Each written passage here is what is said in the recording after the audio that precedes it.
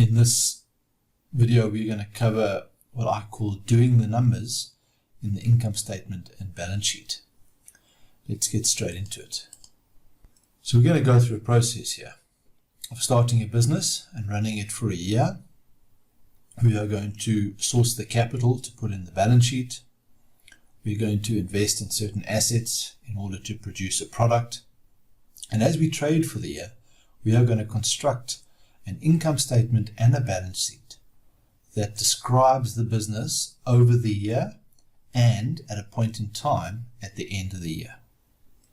So for this income statement, we will describe the business over the period of a starting point to an end point, and the balance sheet at the beginning and the end will act as a snapshot of what is happening in the business. So here's an overview of what this might look like. On the left-hand side, I've constructed here a very simple balance sheet where I have capital and operations. We've got sources of capital and equity and debt, and we've got a series of assets that we have purchased with the capital. Between the blue lines is the income statement, where we will run the business for a year, sales, expenses, etc., make some profits, pay some dividends, and at the end of the year, we are going to construct a balance sheet that represents how the use and sources of capital have changed. So let me bring into screen my actual Excel spreadsheet that I'm going to use to take you through these numbers, and we can step through them, kind of a real-time process, and see how all the numbers stack up together. So here we are on the left-hand side, looking at the capital, where it's going to come from, and the operations on how we are going to use this capital. So let's start off really simply by saying we have some equity in the business, and a shareholder or a group of shareholders, maybe for the sake of this example, we'll say we have a single shareholder, provides us with R1 million worth of capital. So functionally what that means is someone has transferred from their bank account into the business bank account R1 million, and it then appears in the balance sheet as cash on the one side, cash in the bank, and on the capital side it shows us who gave us that capital. And by who, it's simply saying, did it come from shareholders in the form of equity, or did it come from some debt providers or a bank in the form of debt? So in this case, it's shareholders and cash in the bank.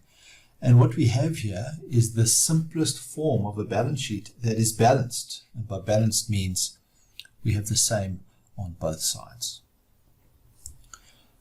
Typically what we would do at the bottom here is we would have a line item called total capital. I'll call it TC for now.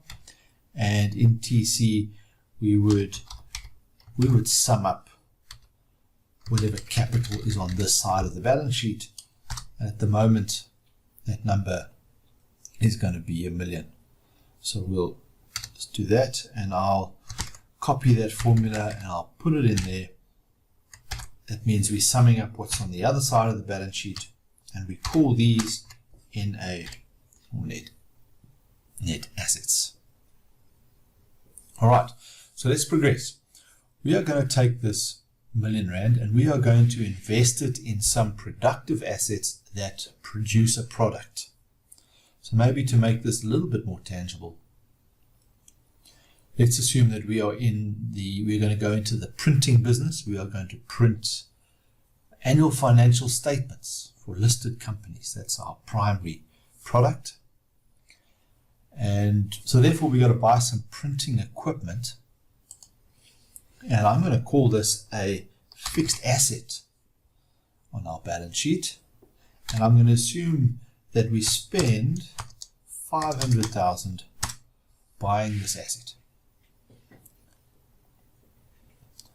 So we've added the asset to the balance sheet, but we need to think about how is it that we pay for the asset. So for the purpose of this exercise, I'm going to come here to my cash and I'm going to say, well, let's pay using some of this cash. So therefore I must take out of the cash account 500,000 Rand, and you'll see that our balance sheet is balanced. So typically the way that accountants do this is they have these various forms of what you might know as T accounts. And in the T account, they will have a cash account and a fixed asset account. And they would add fixed assets to the one and subtract the cash from the other. And effectively, that's what we're doing here.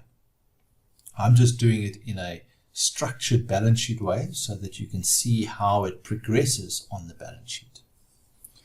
Now, of course, we're not ready to start our business yet because there's a few other things that we need. We need to go and buy some stock from a supplier, and I'm going to call this stock item number 1, and I'm going to assume that we buy 250,000 Rands worth of ink supplies that we use in our printing process.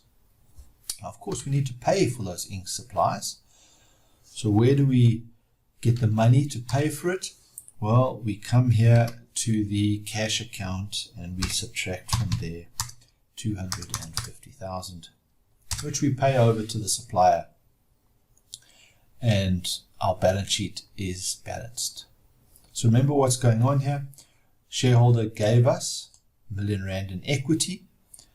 That money is now being used over here.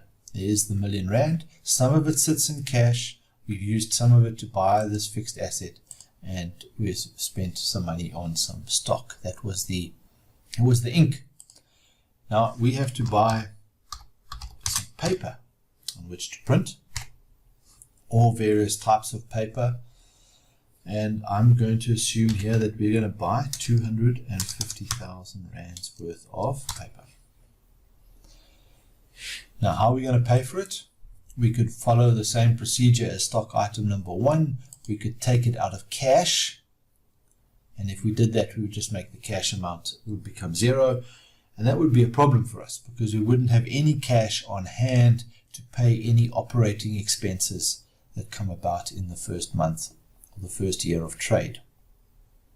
So I need to look for some other means of funding this stock purchase. So very conveniently, the person who owns this business is my uncle's auntie's cousin, and he said to me, good family friend, he said to me, when you start your business, come and buy the paper from me. I will give you credit terms. So of course this is fantastic. What we now have here is a creditor. That's a supplier we owe money to. Now I can't put it here as a positive number because a positive number reflects that we have an asset. This is a liability. This is money that we owe to the supplier. So we're going to put it here as a negative sign. So you could have put the creditor, if you wanted to, on the capital side with a positive sign. But I don't want to put it here as capital. It's a source of money, yes, we can use it to help run our business, but it's not a source of capital in the sense that it's equity from a shareholder or debt from a bank or debt provider that costs us money. We're going to keep this creditors with the operations because that's where they belong from a finance business perspective. All right. So let's see if our balance sheet still balances. So this little sum here, this calculation, has included the minus, which works very nicely, and our balance sheet is balanced. We are almost ready. We're almost ready to get underway. But there's one more item I want to add to the balance sheet before we start business. It turns out that just before we start operating, we get introduced to a tender opportunity to provide textbooks to a local school. But in order to get this tender, we need to have a delivery vehicle.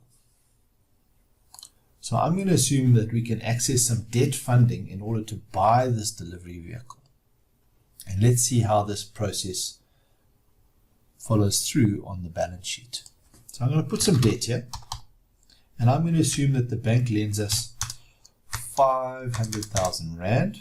So notice how our total capital, which is the sum of these two, has increased.